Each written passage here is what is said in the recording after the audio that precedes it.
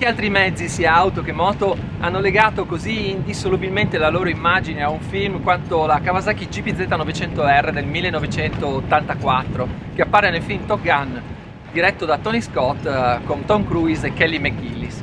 Dopo più di 30 anni sta per arrivare nelle sale il seguito di questo film, che rivedrà Tom Cruise vestire i panni di Pete Maverick Mitchell, il leggendario pilota da caccia dell'aviazione della Marina statunitense. E noi oggi siamo qui in questa bellissima giornata sul lago di Como con una possibilità unica, quella di provarle tutte e due a distanza di tanto tempo. Quindi non ci resta che mettere i caschi, cambiarci e andare sul lungolago.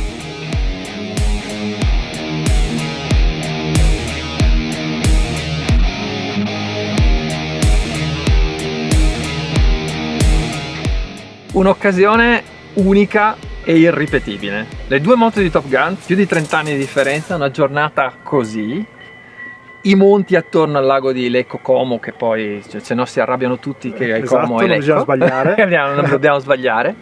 E la possibilità soprattutto di mettere a confronto due ere geologiche quasi, no? Della stessa casa. Sì, due moto impressionanti, contestualizzate nel loro tempo. E entrambe magicamente attuali anche a distanza di 35 anni per la GPZ, perché guidarla è come, cioè si torna indietro da un lato, ma dall'altra ti trovi ancora a divertirti abituato a un mezzo di oggi. Assolutamente, io sono sincero, l'avevo provata all'epoca quando uscì, ma fu il classico giretto della serie me la fai provare, quindi è un ricordo molto sbiadito. Mi ricordavo il motore, quello sì, perché all'epoca era il non plus ultra, quindi era difficile trovare qualcosa che fosse più potente di quello. Però ho ritrovato, il motore è fenomenale anche oggi, per dolcezza di funzionamento, progressione, carattere tipico dei motori a carburatori. Davvero mi ha colpito molto.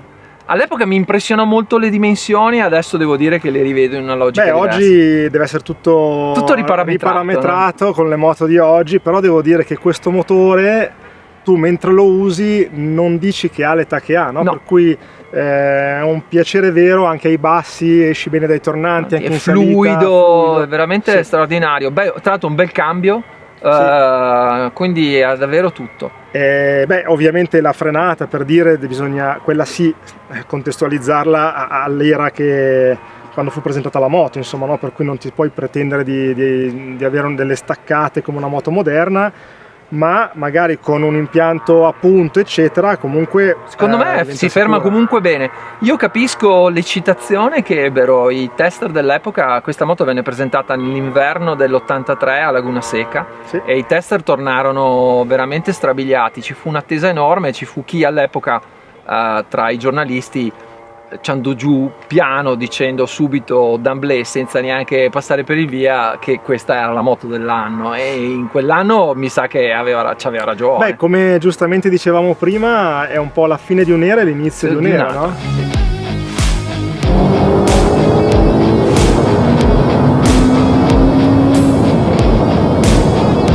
La Kawasaki GPZ 900R è stata una pietra miliare del motociclismo anni 80. La casa di Akashi aveva bisogno di dare un forte segno di vitalità in reazione alle proposte che venivano dagli altri costruttori giapponesi in quel periodo e decise di dare fondo a tutte le proprie risorse. Per questa nuova sportiva di punta vennero valutati vari tipi di motori, anche a V, a 4 e persino a 6 cilindri, ma alla fine il leggendario progettista Misao Yurikusa e il suo staff optarono per un 4 cilindri in linea di nuova concezione che avrebbe fatto tendenza. 900 cm3, raffreddamento a liquido, bialbero, 4 valvole per cilindro, ma soprattutto contralbero di equilibratura davanti ai cilindri e alternatore dietro di essi per contenere la larghezza del propulsore e infine catena di distribuzione sul lato della bancata. Una rivoluzione. Il risultato? Un motore compattissimo per l'epoca che erogava più di 115 cavalli all'albero e permetteva alla GPZ di superare i 240 km/h reali di velocità massima e coprire la classica distanza di 400 metri con partenza da fermo in meno di 11 secondi, semplicemente il massimo. Ma invece tu sei seduto sulla signora H2, parliamone. È una moto da cui dare del lei. È una moto straordinaria perché questa soluzione tecnica della sovralimentazione con il compressore centrifugo in questo caso dona una prontezza del motore che credo non abbia.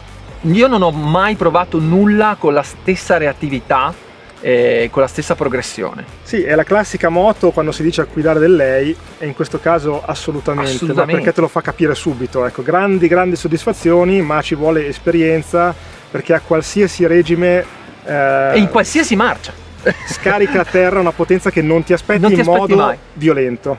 Fa un suono, perché parlare di rumore è assolutamente improprio, pazzesco.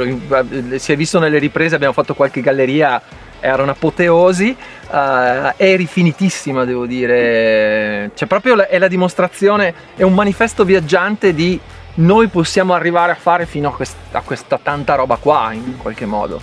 È una di quelle moto che anche se la conosci, tutte le volte che sali sai emozionarti. Sì, da tutti i punti di vista.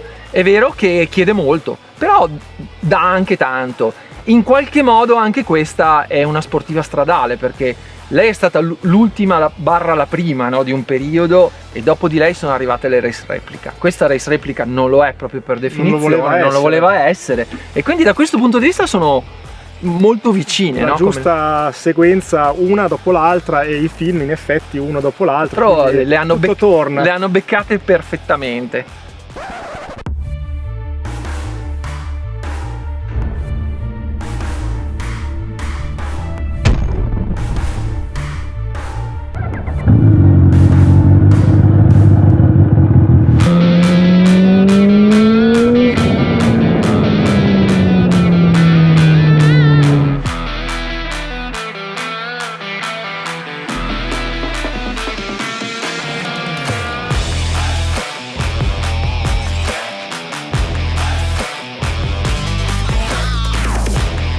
Dal massimo degli anni 80 al massimo di oggi, ecco com'è nata la H2, che nelle intenzioni di Kawasaki è stata semplicemente la moto chiamata a rappresentare il non plus ultra della tecnologia che la casa di Akashi è in grado di offrire al pubblico. Presentata nel 2015 in due versioni, una omologata per l'utilizzo stradale e la R esclusivamente per l'utilizzo in circuito, la moto è dotata di un propulsore derivato dalla serie Ninja, che presenta una caratteristica unica nel suo genere, la sovralimentazione a compressore centrifugo. In pratica, una turbina mossa invece che dai gas di scarico da un sistema misto catena-ingranaggi che ruota fino a 130.000 giri al minuto e che permette alla H2 di raggiungere la potenza di 215 cavalli per la versione omologata, che possono salire fino a oltre 300 in quella per l'uso in pista. Così come la GPZ 900R, anche l'H2 non è una race replica, ma più che altro un manifesto viaggiante di cosa può esprimere un gruppo di aziende come le Kawasaki Heavy Industries, che spaziano dalle costruzioni navali ai treni, passando per i robot e l'aviazione. Quindi devo dire davvero, però è stata un'emozione incredibile, perché riuscire a mettere le mani lo stesso giorno, perché a fare una prova del genere a distanza non sarebbe stata la stessa cosa. Davvero è stato incredibile. Emozionanti entrambe. No vabbè, ma adesso con Tom Cruise nuovo, ok, cioè, ma è vero quello che si dice poi di questo modello legato al film? Cioè... Allora, quello che pare sia vero, sembra di sì, è che gli studios, quando fecero il film, dovettero acquistare due moto, perché quando si fanno i film sempre si prendono due veicoli, perché se uno ha un problema devi avere subito sostituto, e quindi li comprarono, ci spesero i soldi sopra, li diedero a un dealer californiano, no? Sì. E il dealer californiano ci fece su un accrocchio, nel senso che i colori erano quelli del 750, no? Sì, il 750 che l'ha commercializzato in Stati Uniti, America. Ma non da noi. Esatto, era 750, GPZ 750R. Che esatto. Tra l'altro era fatta per partecipare al campionato AMA, perché già allora era solo fino a 750. Quindi nel film era rossa e nera. Non rossa e grigia come la 900. E non c'era neanche un logo, proprio perché avendola dovuta acquistare e non avendola avuta ufficialmente da Kawasaki, a quel punto chiesero di eliminare qualsiasi riferimento, per cui non ci sono né i loghi di modello né quelli sul serbatoio, ma furono cancellati addirittura quelli sul motore. Quindi non c'è niente. C'erano invece tutti quanti gli adesivi, quelli che conosciamo benissimo, degli squadroni, dell'aviazione, della marina militare. Sono belle tutte e due comunque. Sì, no, sono bellissime, sono bellissime. Sì. La cosa particolare è che Questa moto è talmente iconica dal punto di vista del design, di come è fatta, che potevi anche togliergli tutto e si riconosceva comunque. Quindi il product placement ha funzionato perfettamente uguale.